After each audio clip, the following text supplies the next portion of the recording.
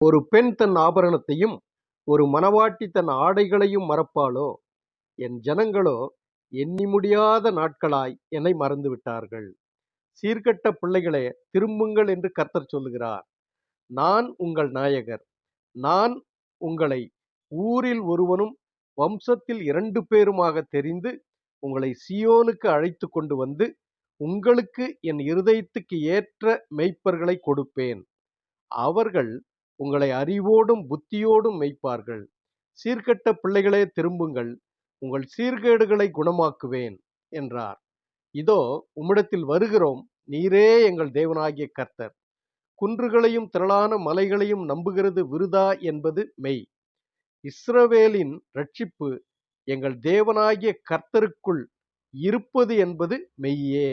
ஆமேன். எரேமியா 2:32, எரேமியா 3:14, 15, 22, 23.